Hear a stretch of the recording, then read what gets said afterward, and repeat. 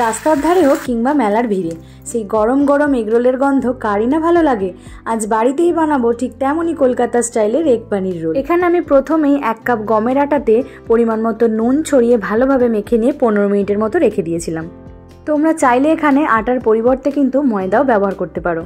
তারপর আটার ডো থেকে মাঝারি সাইজের লেচি কেটে নিয়ে সামান্য আটা ছড়িয়ে পাতলা করে বেলে নিয়ে গরম তাওয়ায় এপিট ওপিট করে হালকা করে ভেজে নিয়েছি।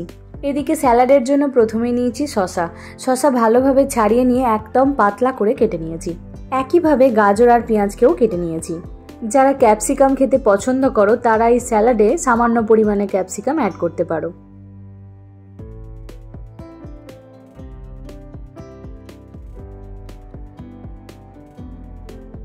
আর শেষে ঝালের জন্য নিয়েছি 2টো কাঁচা লঙ্কা, এটাকেও একদম ছোট ছোট করে কেটে নিয়েছি।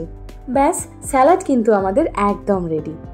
এবার একটা ডিম ফাটিয়ে সামান্য নুন দিয়ে খুব ভালোভাবে ডিমটাকে ফেটিয়ে নিয়েছি। এবার প্যানের মধ্যে কিছুটা তেল দিয়ে তাতে ফ্যাটানো ডিমটা ঢেলে ভেজে রাখা পরোটা দিয়ে একটু চেপে দিয়েছি যাতে ডিমটা ভালো করে পরোটার গায়ে লেগে যায়। দুপাশ খুব ভালো করে ভেজে নিয়ে তুলে নিয়েছি। এবার দিয়েছি শসা কুচি, গাজর কুচি, পেঁয়াজ কুচি, কাঁচা লঙ্কা কুচি, আর দিয়েছি আগে থেকে ভেজে রাখা কিছুটা পনির। এখানে পনিরটাতে সামান্য নুন ছড়িয়ে অল্প তেলে হালকা করে ভেজে নিয়েছিলাম। এবার ওপর থেকে সামান্য নুন আর টমেটো সস ছড়িয়ে পরোটাটাকে ভালো করে একটা টিস্যু পেপার দিয়ে রোলের মতো করে মুড়ে নিয়েছি।